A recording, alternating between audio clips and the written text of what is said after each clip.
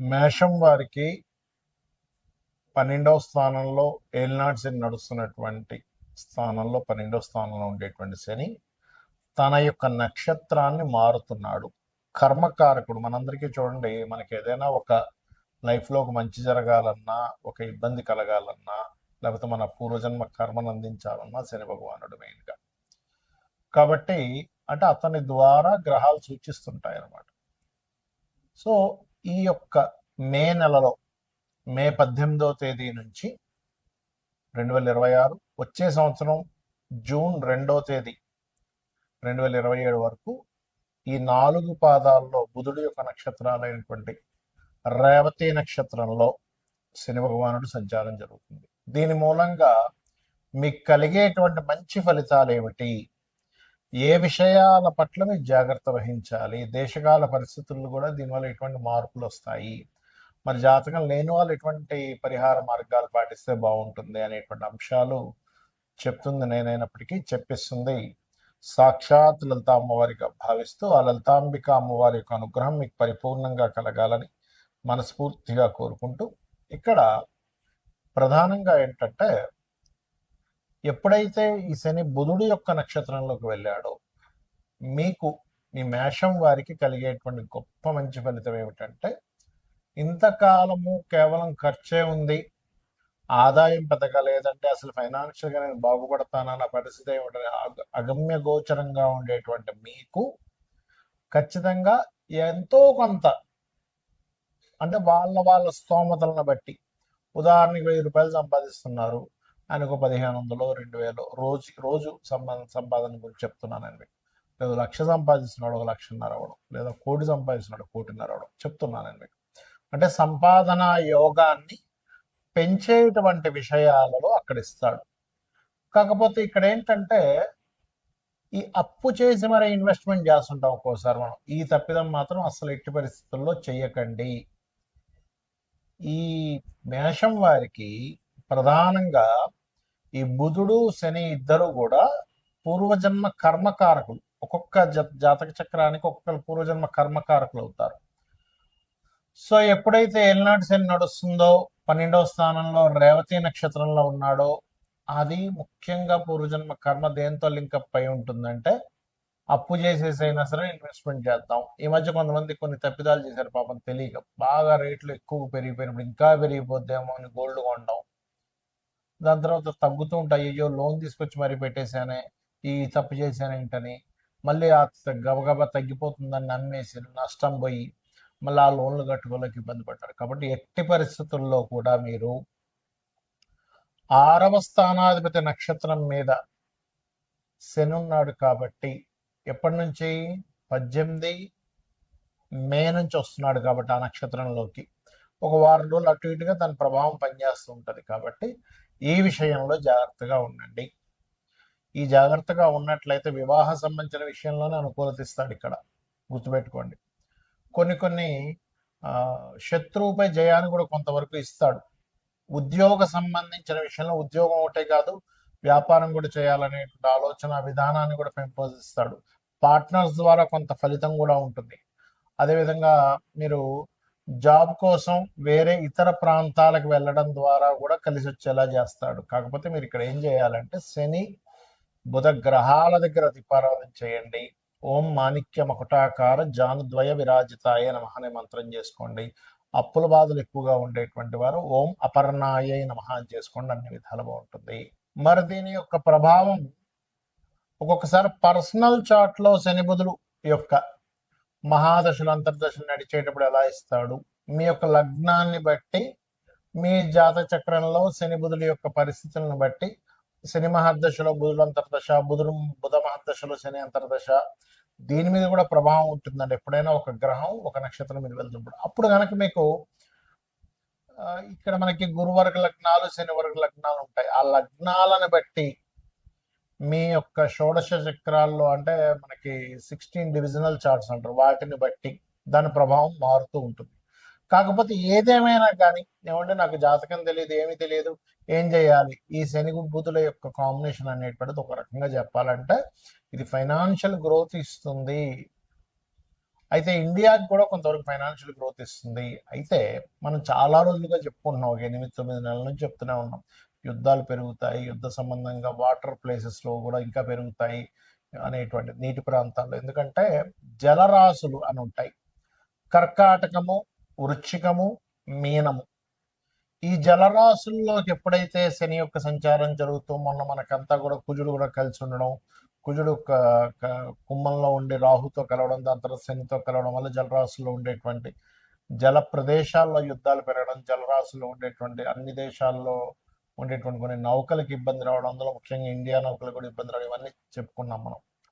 అయితే ఇక్కడ ఏంటంటే బుధుడు యొక్క నక్షత్రాల్లో శని సంచారం జరిగేటప్పుడు ఈ షేర్ మార్కెట్ విషయంలో ప్రధానంగా ఎవరైతే డైలీ ట్రేడ్ చేస్తారో, డైలీ ట్రేడ్ కంటే కూడా లాంగ్ టర్మ్ ట్రేడింగ్ చేసుకోవడం అనేది మంచిది. ఎవరి జన్మజాతక చక్రంలో అయినా బుధగ్రహం కనుక బాగుంటే వాళ్ళకి ట్రేడింగ్లో అద్భుతంగా కలిసి వస్తుంది. గుర్తుపెట్టుకోండి. ఎందుకు? బుధుడు తెలివితేటలకి, ట్రేడింగ్కి, వీటికి కారకుడు. గుర్తుపెట్టుకోండి. సో ఈ కారకుడైనటువంటి బుధుడు ఎప్పుడైతే బాగున్నాడో, ట్రేడింగ్ అనేటువంటిది ఏమిటి, మనకి ఎప్పుడు మనం ఎంటర్ అవ్వాలి, ఎప్పుడు బై చేయాలి, ఎప్పుడు సెల్ చేయాలి, ఆప్షన్స్ అంటారు, మీకు తెలిసే ఉంటుంది. సో ఆ యొక్క శక్తిని అద్భుతంగా ఇస్తాడు బుధుడు. అంటే మనం ఎంత ఎమోషన్గా కనెక్ట్ అవ్వకుండా చాలా ఈజీగా ఇది వద్దులే, మనం వస్తే రేపు మళ్ళీ చూసుకుందాంలే అని వాళ్ళకి ఎప్పుడైతే కరెక్ట్గా అనిపించింది బయటకు వచ్చేస్తాడు. ఇంకా ఆశపడ్డ ఎక్కువగా ఆశపడకుండా ఉన్న దాంట్లో సంతృప్తి చెంది బయటకు వచ్చేలా చేస్తాడు బుధుడు. అంటే బుద్ధి ఆలోచిస్తూ ఉంటుంది. అలాగా ఇప్పుడు ఉండేటువంటి బుద్ధికారకుడైనటువంటి బుధుడు యొక్క నక్షత్రాల్లో శని సంచారం జరుగుతుంది కాబట్టి మీరు లాంగ్ టర్మ్ చేసుకోవడం మంచిది. ఎందుకంటే షేర్ మార్కెట్లో లాంగ్ టర్మ్వే ఫలించేటువంటి సమయం ఇది. కమ్యూనికేషన్ రంగాలు మనం చాలా రోజుల క్రితమే చెప్పుకున్నాం, ఏమంటే ఈ కమ్యూనికేషన్ రంగాలకి ఇబ్బంది రానుంది అని. ఈ శని యొక్క ప్రభావం ఎప్పుడైతే బుధరాశుల్లోకి ఎంటర్ అవుతుందో, ఈ కమ్యూనికేషన్ రంగాల మీద దీని యొక్క ప్రభావం చూపిస్తుంది. గుర్తుపెట్టుకోండి. అలాగే మరొక విషయం ఏంటంటే ఇక్కడ ఈ అప్పులు ముఖ్యంగా ఏంటంటే ఎవరైనా ఏదైనా అప్పు తీసుకుంటే కూడా లాంగ్ టర్మ్ తీసుకోండి. ఏదో ఏముంది ఈవినింగ్ ఇచ్చేస్తాను, ఓ 10,000 ఉంటాయి అంటుంటారు కొంతమంది, 1,00,000 ఉంటాయి, ఏముంది సాయంత్రం ఇచ్చేస్తా అంట. ఆ సాయంత్రం మీకు రాకపోగా ఈ 10 రోజులకు రావడం వల్ల 10 రోజుల తర్వాత మీరు ఇస్తారు, నెల రోజుల తర్వాత మీరు ఇచ్చేస్తారు, ఇవ్వరని కాదు. కానీ అది ఏమైపోతుంది, మాట తప్పాడు, సాయంత్రం ఇస్తా అన్నాడు, ఫోన్ ఎత్తాడు, మొహమాటం, ఫ్రెండ్ దగ్గర పరువు పోతుంది, రిలేషన్స్ దగ్గర పరువు పోతుంది. అందుకని ఏంటి, ఆ నెల రోజులు తప్పించుకొని నెల రోజుల తర్వాత ఇగో నేను ఇచ్చేస్తున్నా అంటాడు. అప్పుడు ఏమైపోద్ది అంటే ఈ శని యొక్క రాశుల్లో ఎప్పుడైతే శని యొక్క నక్షత్రం మీద ఎప్పుడైతే శని వెళ్ళి బుధ నక్షత్రం మీద ఉన్నాడో, ఇదేం చేస్తుంది, బుధుడు అప్పులకు కారకుడు కాబట్టి ఇది అప్పుల విషయంలోని కొన్ని దేశాల్లో ఆర్థిక మాన్యాలు, కొంత వాయు సంబంధంగా, వాయువులో బుధుడు వాయువు కారకుడు. గుర్తుపెట్టుకోండి, వాయువుకి కారకుడు కాబట్టి వాయువులు మందంగా వేయడం, వాయువులో ఒక రకమైనటువంటి విష సంబంధించినటువంటిది కొంత ఇన్ఫెక్షన్స్ రావడం, ఇటువంటివన్నీ కూడా ఇస్తూ ఉంటుంది బుధరాశుల్లోకి శని యొక్క సంచారం. కాబట్టి మరి ఏం చేయాలండి, దేశకాల పరిస్థితులు ఇలా ఉన్నాయి కదా, ఏం చేయాలి? సింపుల్గా ఏమీ లేదు, మీరు చండీ వినండి, లేదా విష్ణు సహస్రనామాలు వినండి, చాలు. మీరేమి వేలు లక్షలు ఖర్చు పెట్టేసి ఏదో పూజలు చేసుకోవాలని ఏమి అక్కర్లేదు. మీకు డబ్బులు లేనప్పుడు భగవంతుడు నామస్మరణ చేత, అమ్మవారి యొక్క నామాల్లో ఒక నామం ఉంటుంది, నామ పారాయణ ప్రీత నంద విద్యా నటేశ్వరి అని. అంటే నామాన్ని పారాయణం చేస్తే ఆవిడ ప్రీతి చెందుతుందట. ఆవిడ కనుక ప్రీతి చెందితే మనం రక్షిస్తుంది. ఆవిడ ప్రీతి చెందడం కావాలి, అంతే కదండి. ఇప్పుడు ఒక తల్లి గనక బిడ్డ, అయ్యో నా బిడ్డ అని ఫీల్ అయితే ఆ తల్లే రక్షించుకుంటుంది. కోడైనా చూడండి, కోడి పిల్లల దగ్గరికి వెళ్తే చాలు, కోడి పొడి చేయడానికి వచ్చేస్తుంది, పుల్లైన పొడి చేస్తుంది. కాబట్టి ఏంటంటే అమ్మవారిని నా తల్లి అనే భావనతో మీరు చేయండి.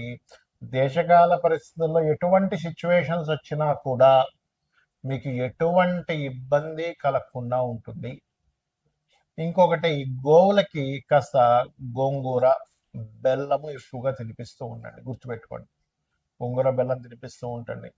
కమ్యూనికేషన్స్ ఒకవేళ రేపు పొద్దున ఏదైనా కట్ అయినా కూడా కమ్యూనికేషన్స్ రంగాలకు సంబంధించిన ఏమైనా ఇబ్బందులు వచ్చినా సరే మనం ఎలా సర్వైవ్ అవ్వాలి అనే దాని మీద ఉండండి. ఇంట్లో చిన్న చిన్న ఇన్ఫెక్షన్స్ వచ్చినప్పుడు కొన్ని మనం మెడిసిన్స్ వాడతాం, అటువంటివి కాస్త ఇంట్లో పెట్టుకొని ఉంచుకోండి. ఎప్పుడు కూడా వాస్తు పరంగా కూడా ఇంట్లో ఎక్కువ జబ్బులు వస్తున్నాయంటే ఉత్తరం పాడవడం వల్ల వస్తాయి, గుర్తుపెట్టుకో. ఉత్తర ఈశాన్యం ప్రధానంగా. ఉత్తర ఈశాన్యం మృతయే ఔషధాత్కార్యేతు అనేటువంటి నామం ఉంది శాస్త్రాల్లో. కాబట్టి ఉత్తర ఈశాన్యంలో వైట్ కలర్ ఉండేలా చూసి, వైట్ కలర్ స్పేస్ ఎలిమెంట్ కారకం కాబట్టి అక్కడ మీరు చక్కగా మీ యొక్క మెడిసిన్స్, రెగ్యులర్గా వాడేటువంటి మెడిసిన్స్ ఏమైనా అక్కడ పెట్టుకుంటే ఇంట్లో ఉండేటువంటి వారికి జబ్బులు తగ్గుతాయి. ఎందుకంటే వాయుతత్వ నక్షత్రాల్లోకి వాయుతత్వ గ్రహమైనటువంటి మీనరాశిలో జల సంబంధించిన రాశుల్లోకి వచ్చినప్పుడు నీటి ద్వారా వచ్చేటువంటి జబ్బులు, వాయు ద్వారా వచ్చే జబ్బులు పెరుగుతాయి. ఈ వాయు సంబంధించినటువంటి గ్రహాలు ఈ రెండు కూడా. కాబట్టి ఏంటి, ఈ ఫలాలకి సంబంధించిన ముఖ్యంగా మామిడి పళ్ళు పండించేటువంటి వారి తోటలు రేపు తెంపుదాం ఇవాళ ఏముంది బతికిస్తే రేపు ఏదో వరగల్ల మనం రావచ్చు. బాగా ఎండ కొడుతూ విపరీతం వర్షాలు వస్తాయి. మీరు చూస్తూ ఉండండి, ఈ సంవత్సరం 100 సంవత్సరాల వెనక్కి వెళ్ళినా సరే ఇంత రికార్డ్ అయినటువంటి ఎండ రాదు, ఇంత రికార్డ్ అయినటువంటి వర్షము రాదు. అంత రికార్డ్ స్థాయిలో వర్షము ఎండ వస్తాయి, చూసుకొని గుర్తుపెట్టుకోండి. ఎందుకంటే ఈ గ్రహాలు ఏవైతే ఉన్నాయో అన్ని కాలసర్ప యోగంలోకి వెళ్తూ ఈసారి ఉండేటువంటి నవనాయకుల యొక్క స్థితి ఆ రకంగా ఉంది. కాబట్టి ఏంటి, మనకి ఇవన్నీ ఎందుకు చెప్పుకుంటాము, మనం ముందు రక్షింపబడాలి.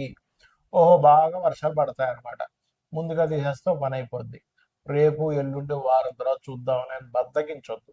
ఇంకా సమయం రాలేదు, దట్ ఈస్ డిఫరెంట్ కేసు. ఇంకా పండలేదు పంట, దాన్ని వదిలేయడం అది వేరు. కానీ పంట పండక ముందే తీసేయమని చెప్పట్లేదు. పంట పండిన తర్వాత కూడా నెగ్లిజెన్సీ చెయ్యకూడనటువంటి స్థితులు ఉన్నాయి. ఈ విషయంలో జాగ్రత్తగా ఉండండి. అలాగే బుధవారాలు శనివారాలు అప్పుల విషయంలో చాలా జాగ్రత్తగా ఉండండి. అప్పులు ఎవరికి ఇవ్వడం తీసుకునే విషయంలో బుధ శనివారాలు అవాయిడ్ చేయండి. మంగళవారం కూడా అసలు తీసుకోకూడదు అని చెప్తున్నాను నేను మీకు. అవాయిడ్ చేయండి. బుధ శనివారాలు ఎట్టి పరిస్థితుల్లో blue and green colours avoid చేయండి. ఎందుకంటే కలర్ని ఆశ్రయించి, రంగును ఆశ్రయించి కూడా ఉంటుంది. మీ పర్సనల్ చార్ట్లో బుధుడు బాగున్నాడు, శని బాగున్నాడు, నాకు బ్లూ అండ్ గ్రీన్ కలర్స్ బాగా కలిసి వస్తుంది, దట్ ఈస్ డిఫరెంట్ కేస్.